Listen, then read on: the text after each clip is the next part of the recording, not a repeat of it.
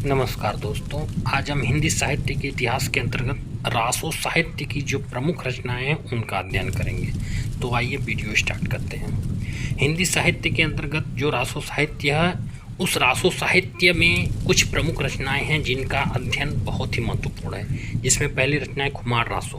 रासो काव्य परंपरा की प्रारंभिक रचनाओं में खुमार रासो का स्थान सर्वोपरि है। इसके रचयिता दलपति विजय हैं। इसका सर्वप्रथम उल्लेख शिव सिंह सेंगर की कृति शिव सिंह सरोज में मिलता है। इसमें राजस्थान के चित्तौड़ नरेश खुमार द्वितीय के युद्धों का सजीव वर्णन किया गया है। खुमार रासो 5000 छंदों का एक विशाल ग्रंथ है और यह ग्रंथ रासो साहित्य में बहुत ही प्रसिद्ध ग्रंथ है। दूसरा रासो साहित्य का प्रसिद्ध ग्रंथ है परमाल रासो।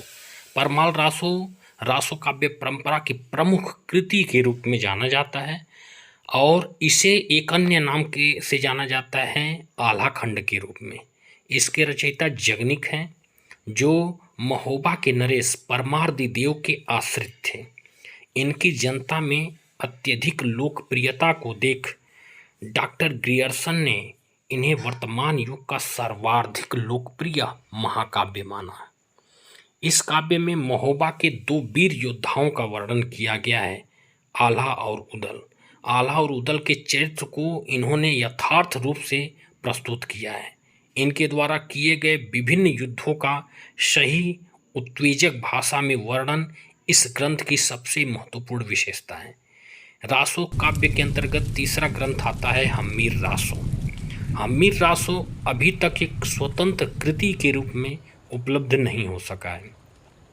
अपभ्रंश के प्राकृत पैंगलम नामक एक संग्रह ग्रंथ में संग्रहित हम्मीर विषयक 8 छंदों को देख आचार्य रामचंद्र शुक्ल ने इसे एक स्वतंत्र ग्रंथ मान लिया था। प्रचलित धारणा के अनुसार इस कृति के रचयिता सारंगधर माने जाते हैं। इस काव्य में हम्मीर देव और अलाउद्दीन के बीच हुए युद्ध का वर्णन किया गया है। रासो काव्य के अंतर्गत चौथा ग्रंथ आता है जिसका नाम है विजयपाल रासो। विजयपाल रासो मिस्र बंधुओं ने अपने ग्रंथ मिस्र बंधु विनोद में इस परंपरा की एक रचना विजयपाल रासो का उल्लेख किया है। इसके रचयिता नल सिंह भाट माने जाते हैं। इस कृति में विजयपाल सिंह और बंग राजा के युद्ध का वर्णन किया गया है। इस कृति में केवल 42 छंद ही उपलब्ध हैं। चौथा रासो साहित्य परंपरा के अंतर्गत आने वाला ग्रंथ है विसल देव रासो।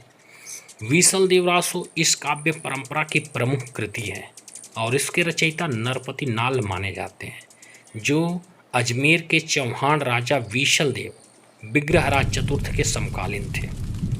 इसमें अजमेर नरेश विग्रहराज, जिनका उपनाम विसल देव था, विसल देव और उनकी पत्नी राजा भोज की पुत्री राजमती के विवाह, कलह, विरह और मिलन के मार्मिक चित्र अंकित किए गए हैं। इस ग्रंथ में सबसे निराली विशेषता यह है कि यह हिंदी के अन्य रासो ग्रंथों के समान वीरता का प्रशस्ति गायन न होकर कोमल प्रेम के मधुर, मार्मिक और संवेदनशील रूप का अमर चित्र है। विप्रलंब श्रृंगार का इसका प्रधान वर्ण विषय बनाया गया है। 4 खंडों में विभाजित यह ग्रंथ 125 छंदों का यह छोटा सा काव्य प्रणय संवेदना का द्रवणशील हृदयग्राही रूप प्रस्तुत करता है। रासो काव्य परंपरा के अंतर्गत सबसे प्रसिद्ध और महत्वपूर्ण ग्रंथ है पृथ्वीराज रासो। पृथ्वीराज रासो काव्य परंपरा का सर्वश्रेष्ठ एवं प्रतिनिधि ग्रंथ माना जाता है। आचार्य रामचंद्र शुक्ल ने इसे हिंदी का प्रथम महाकाव्य और इसके रचयिता चंद्रबरदाई को हिंदी का प्रथम कवि माना है। चंद्रबरदाई दिल्ली नरेश पृथ्वीराज चौहान के प्रमुख सामंत, सलाहकार, मित्र और राजकवि थे। इनके विषय में प्रसिद्ध है कि पृथ्वीराज और चंद्रबरदाई दोनों का जन्म एक ही दिन हुआ था और इनकी मृत्यु भी एक ही दिन हुई थी। कवि चंद्रबरदाई के 4 पुत्र हुए। उनमें से चतुर्थ पुत्र जल्हड़ था। जिस समय पृथ्वीराज को मोहम्मद गोरी बंदी बनाकर गजनी ले गया तो उस समय चंद्रबरदाई भी उनके पीछे गए और अपने पुत्र जल्हड़ को अपनी अधूरी रचना पृथ्वीराज रासो सौंप गए थे। इस संबंध में एक उक्ति प्रसिद्ध है, पुस्तक जल्हड़ हाथ दे चली गजन न काज। बाद में जल्हड़ ने इस अधूरी रचना को पूरा किया।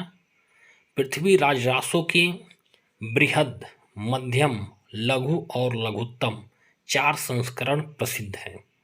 इसे महाभारत के समान विकसनशील महाकाव्य माना जाता है। इसकी दृष्टि में इसमें श्रृंगार और वीर रस दोनों का बहुत ही सुंदर परिपाक हुआ है।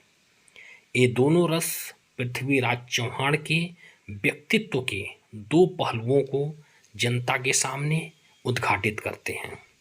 वीर और श्रृंगार रस दोनों रसों की पृष्ठभूमि में मुख्य पात्र नारी हैं। उसे पाने के लिए युद्ध होते हैं और पा लेने पर जीवन का विलास पक्ष अपनी पूरी रमणीयता के साथ उभरता है।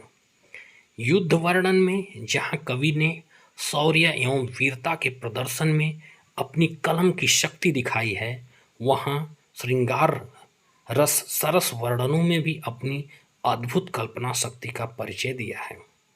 वीर वर्णन हो अथवा श्रृंगार रस का वर्णन, कवि ने बड़ी ही नैतिकता की सीमा का उल्लंघन नहीं किया है, जिससे दोनों रसों का निर्वाह संतुलित एवं सात्विक हुआ है। तो दोस्तों, यह रहा आदिकालीन काव्य के अंतर्गत रासो काव्य परंपरा के प्रमुख रचयिता और उनके रचनाओं का संग्रह।